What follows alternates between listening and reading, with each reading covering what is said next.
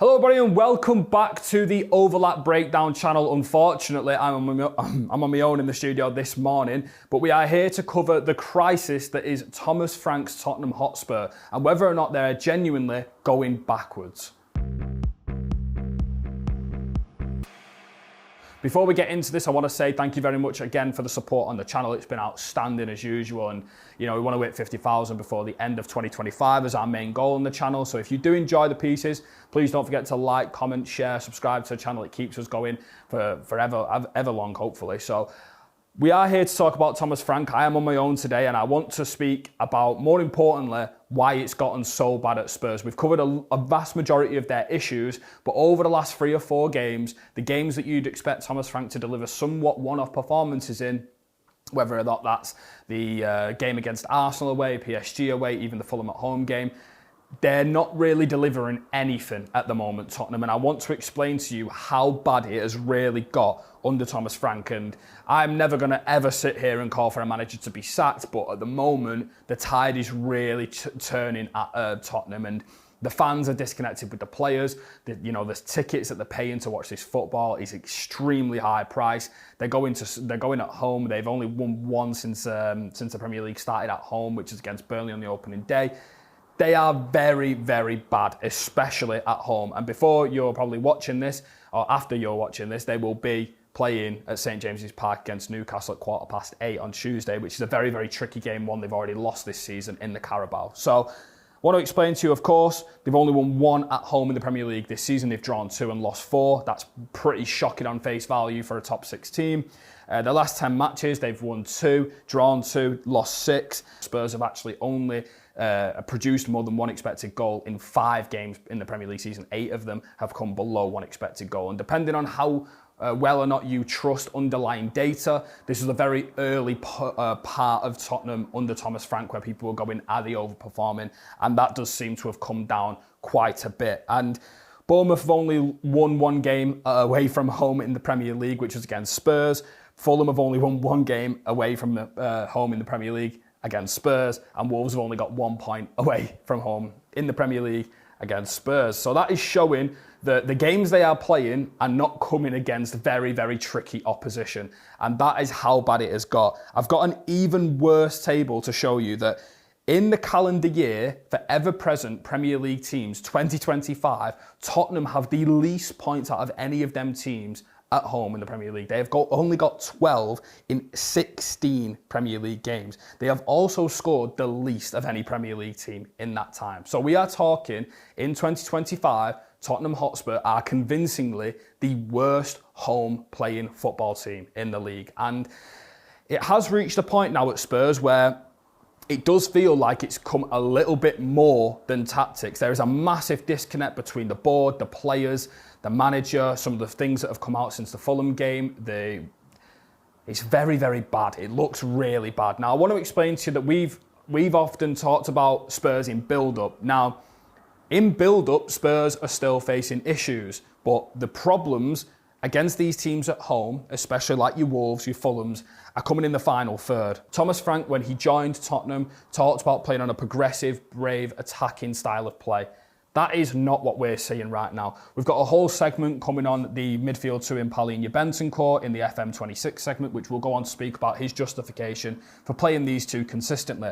However, that pair did not play against Fulham, so why is it still not working? So if I just push everyone behind the ball, on the left back right here, we've got Destiny Udogie, which in fairness to Thomas Frank, we asked for him to drop Jed Spence and provide a little bit more of a left-footed flying wing back there, which is Destiny Udogie. So he has adapted there. However, inside the pitch, we usually have a left winger, whether that's Odebear, Javi Simmons, whoever, Richarlison, Kolo Muani, Kudus, midfield two, Paulinho Bentancur. We've got Van de Ven shifting out to this left back spot. Central centre-back is usually Kevin Danso or Christian Romero. And on the right-back slot, or the right centre-back slot, we've got Pedro Porro on the ball. Now, Spurs' only chance-creating method of note that I've picked up this season that seems to be their entire philosophy is crossing the ball. Now, there's no problem with crossing the ball. We have spoken a lot about sort of the high percentage chances you get from crosses into the box. However, with the personnel that you're given,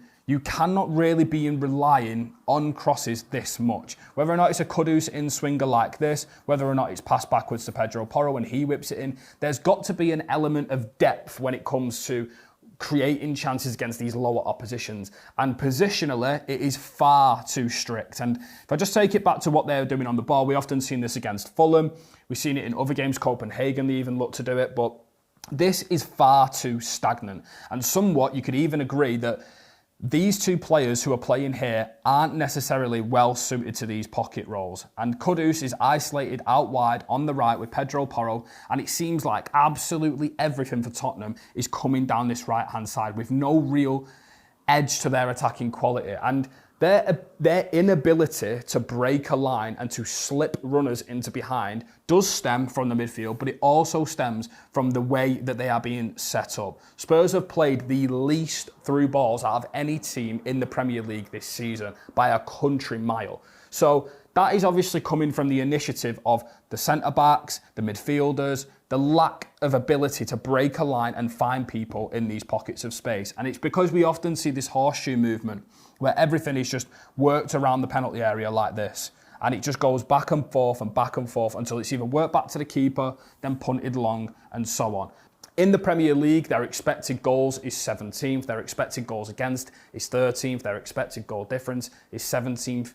And this is why I'm framing this video as, could it actually get worse for Tottenham? Because at the moment, it looks like it could get a lot worse. And tactically, I've admired Thomas Frank and what he's done from a pragmatism role at Brentford. He built that club from the ground up, sort of made them a Premier League ever-present club. But it does seem that he's come here and he looks lost for ideas about how to take charge of games, especially at home. And the player quality, you can argue whether or not it is or isn't there. But at the moment, tactically, I don't see enough from Tottenham. If we work it back to the edge of their box, when we often seen them do this deep build-up, we've mentioned this so many times on the channel, but this build-up shape can only really work the ball directly from the full-backs into the forward line to spin in behind. Now, the problem is, when teams don't push on, like an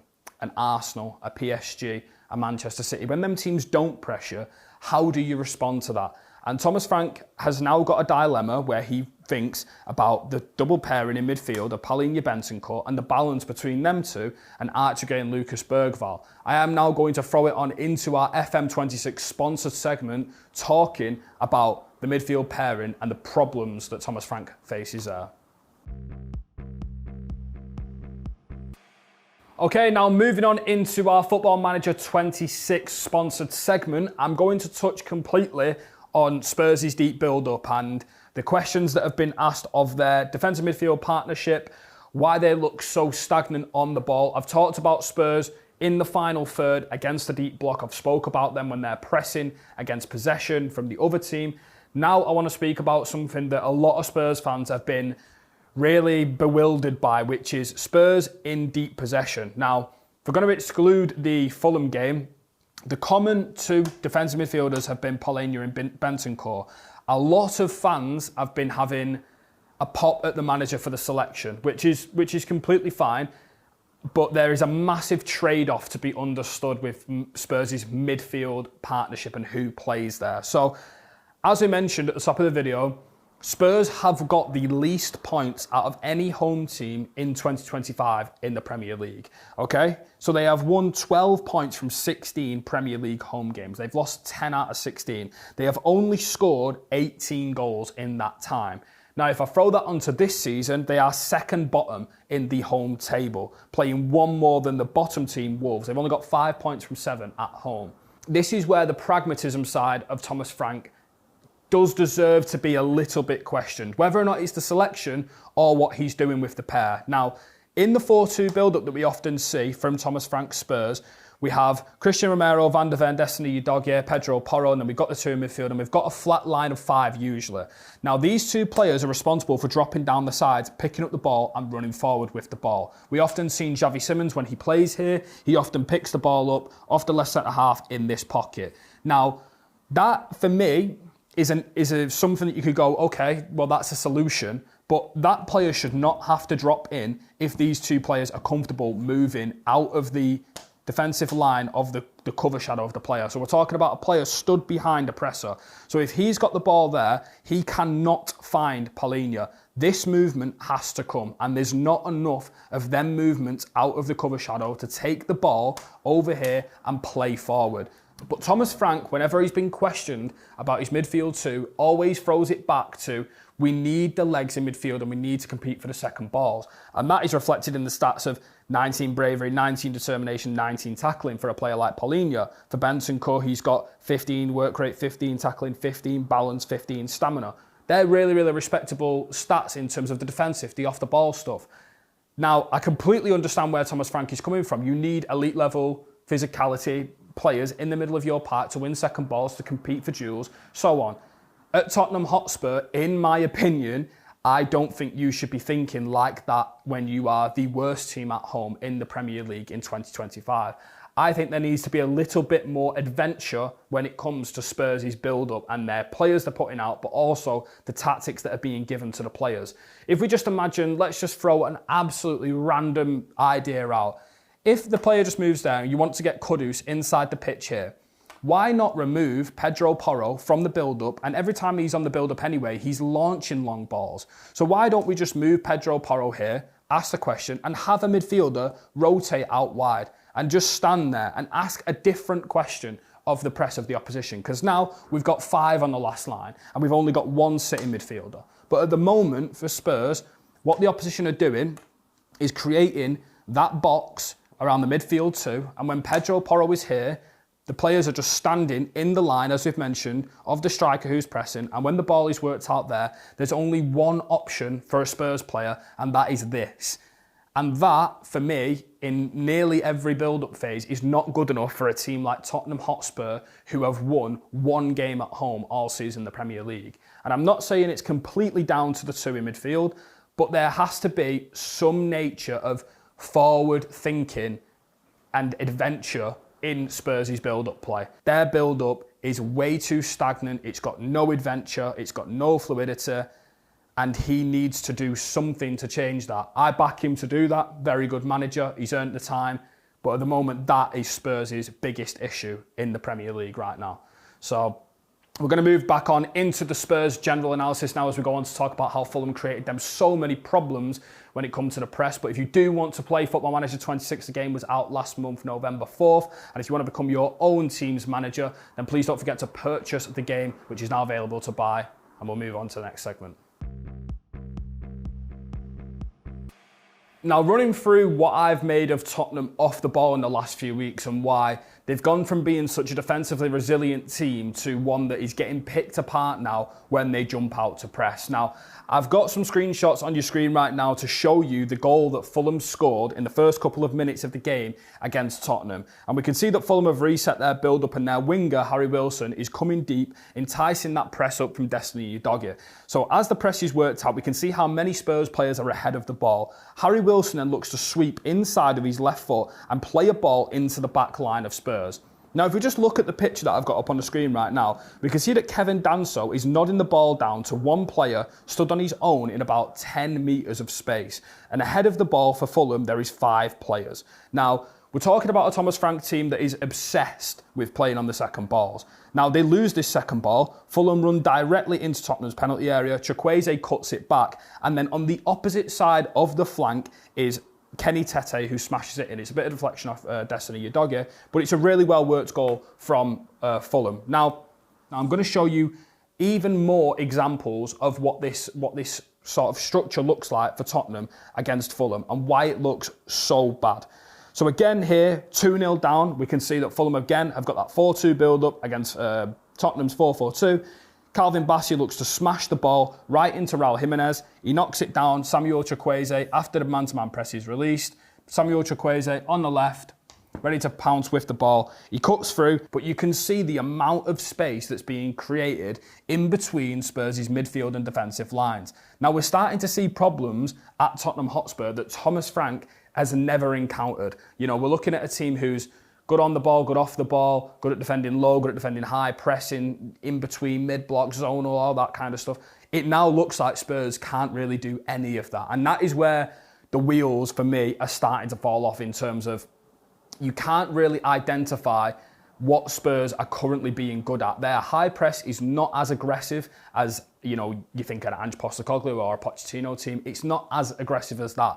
The timings aren't right. The players aren't right. They're not jumping with the times. And more importantly, Thomas Frank isn't really changing when they go man-to-man, which is why Fulham had so much success creating these situations where Spurs are full court pressing, they play into them, and if you've got players who are half-hearted on the press, like Spurs currently are, again, we speak about that sort of emotional, mental, disconnect throughout the team. They're not fulfilling their roles real well. Van der Venne's fouled about 7 times in his last 2 games, but that is showing at least he's getting tight to people. But on the right side, there is massive defensive problems at the moment in the press when a team is looking to work the ball down this side and sweep it across. And that is currently Spurs' massive, massive problem against teams at home. We spoke about the struggles against Bournemouth in the build-up. We spoke about how they cannot press reliably, but now they're looking from losing game states, which they have fell behind at Tottenham Hotspur Stadium, and for the 6th consecutive time at home, which is the most since September 2003 for Spurs at home, which is absolutely shocking. And when you're going behind in games, it does feel like that handbrake is still on, that pragmatism is still on, and even when they go high in the press, it's not looking reliable. Now, again, this isn't all a tactical issue. I've got another example on your screen at 12 minutes. Keep in mind that all these examples I'm showing you of Spurs failing to match Fulham, who were one of the dark horses for relegation coming into this game, by the way. We can see here that Fulham have worked the ball in, Raul Jimenez loose touch, and Palhinha has got the ball on his left foot and for some reason tries to play this pass through virtually no space at all. He tries to cram this ball right the way through the midfield. It's lost in turnover, and again, we can see how many Fulham players are ahead of Spurs' attackers. Spurs are not set on whether or not they want to be a transitional team, keep the ball, but that player error from Palhinha to lose the ball there and then Fulham crash the box in 13 minutes at 2-0 up. We're not just speaking about tactical problems that Frank's Spurs are having. The personnel is not good enough at the moment, but the problem is he's relying on that personnel. He's choosing that personnel.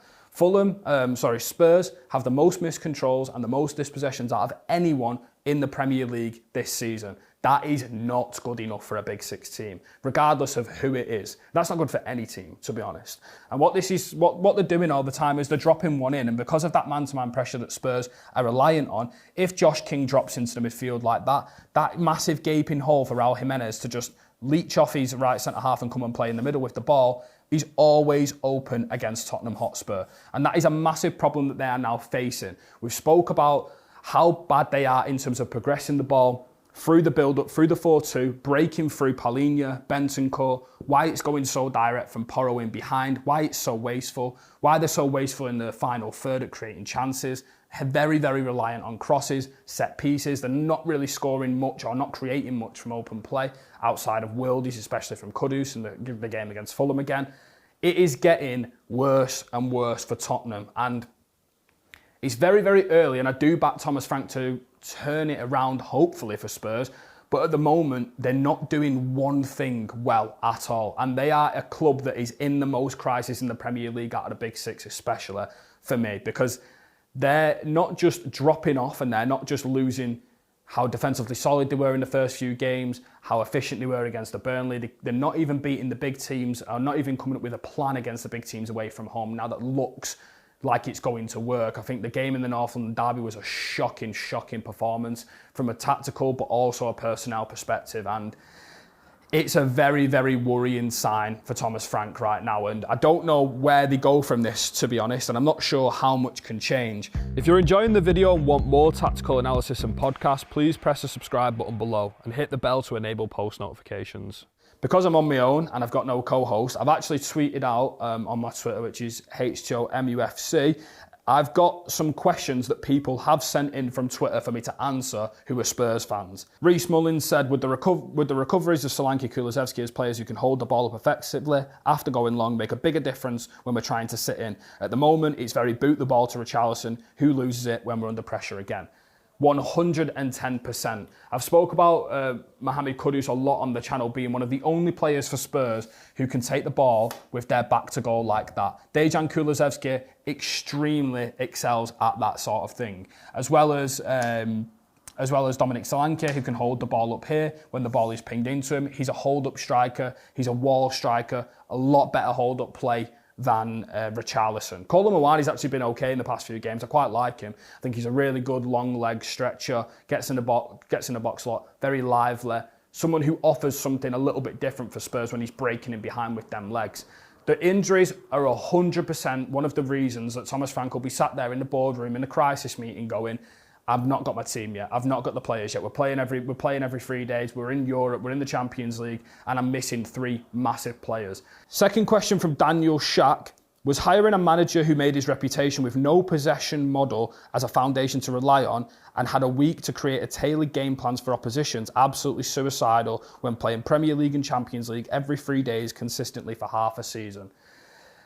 It's hard to really argue with the point from Daniel. I think one of the number one hardest things for Brentford is being able to come out and play when the opposition was lesser than them. Tottenham at the moment have played better. Well, they've not really played well at all, but they've played better in the games when the team looks a little bit better than them and they can play on the back foot and they can play like an underdog. I don't associate Spurs as that club to be like that. I don't associate Spurs as a club who plays on set pieces, who plays on long ball. I look at Spurs and I go, they're hard to play against, they press you high, they run you off the park, they're very, very brave, they're very aggressive. I remember them going to the Emirates under Ange, I'm not saying they should have kept him or anything. I remember them going to the Emirates under Ange, I think it was 2-2, the way they played at the Emirates was absolutely amazing in terms of the bravery. They don't look brave or progressive, and I think that does somewhat stem from a manager who's built his foundations on a bit more of a pragmatic approach, and this will be something that Spurs fans will be looking at, and even though it's very, very early into his job at Tottenham, they're looking at it going, yeah, but he's not really done it before. How much time does he need to develop a strategy from week to week or even from 2 games per week that looks like they can take it to these lower teams? Because at the moment, their number one kryptonite is the teams who they should be beating. And yeah, it's a real damning one. And I think that's the biggest point of when appointing Thomas Frank, who I still am a massive fan on. His body of work was exceptional at Brentford. But I think the number one point right now is how does a team go from being a pragmatic, defensively low, playing on the set pieces, playing on the fine margins to 100% of the time beating your Fulhams, your Wolves at home. They should be beating these teams with a quality, and I think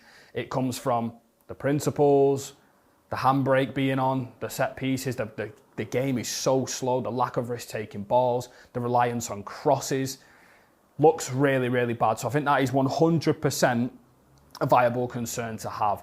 If I would say one thing, I would say your final third is not completely based off your individual quality, but if you had Dominic Solanke, Kulusevski, along with Mohamed Kudus and Xavi Simons up front, how much different, and James Maddison, of course, how much different would Spurs look?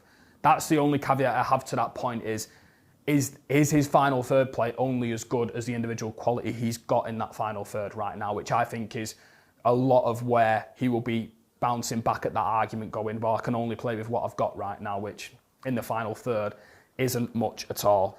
And then the final question, does this come down to the horrible squad building and the squad not adapting to his tactics? Frank starting off with the wrong game plan and then switching it up too late, or a mix of all three? Brilliant question, because when Spurs go down and when Spurs are losing, they look to get a little bit rejuvenated. Even in the Arsenal game when they were battered, they did start to play a little bit more even after they scored, but it felt like Thomas Frank tweaked a game plan that went wrong, went to a back four, and then they started to play. And I think that alludes again to that question of, if you're a pragmatic coach and you're too cautious about the opposition when you're managing a top 6 club, or a big 6 club rather, if you're too focused on what the opposition can do to hurt you and not focused on what you can do to hurt the opposition, that can be a ripple effect, especially against the teams like Fulham, Wolves, teams like that who come there, Bournemouth. You have to think about your own team and how your own team is going to create chances rather than denying the opposition of their chances. He's very, very fresh into the job. He will learn from stuff like this, no doubt. But I think at the moment, Spurs fans, especially given his words in his first few press conferences about being this aggressive, attacking, direct coach, they are playing direct football, but I would never class what Spurs are doing right now as direct and positive and stuff like that. But again, it all comes down to what the future looks like and how much he can change in the 11 to now take this Spurs team to scoring goals consistently. And I think they're one of the worst teams to watch in the Premier League at the moment. I've been a bit frightened when watching them, because every time I tune into Spurs, I think the ground, the atmosphere is flat because the football's flat, it's slow. There seems to be no solutions against a high press coming from their sort of 4-2 build-up. The two in midfield are constantly in there, but he can't change to a Bergvall or Gray because they lack the physicality that he appreciates so much in Bentancur, Palhinha. When they get to the final third, they've not really got answers to a low block. Pedro Porro and Kudus just whipping in balls all day long.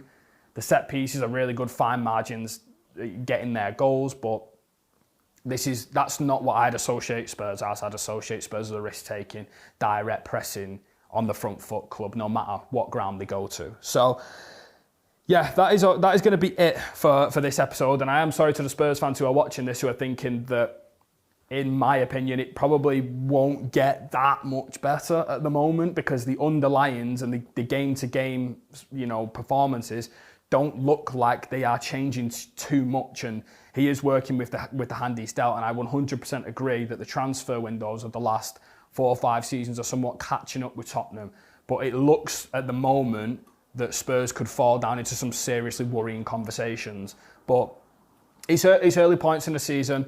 The Premier League is at a really weird position where no one seems to be good apart from the top 2 teams at the moment, which is bizarre to me, but it does seem like you can change the narrative within a couple of weeks of good performances. So hopefully Spurs can fix that up under Thomas Frank. He's a manager I really do like, and I was massive on going on to Spurs, and I did think it come at a right time in his career. But I think now it's time to think about yourself more than the opposition. Go to a 4-3-3, play with one sitter, get more people ahead of the ball to pin high, get the players that you need back from injury and play on the front foot, play more aggressively, ask more of your centre-backs to break the lines and get forward and be that progressive attacking team that he once described his philosophy as. So 100% going to be a really interesting one for the next few weeks to watch out for Spurs, but yeah, it's not good at the moment. But thank you very, very much for watching this episode of the Overlap Breakdown. And if you did enjoy, please don't forget to like, comment and subscribe. And we'll be back for next week for more analysis. Thank you.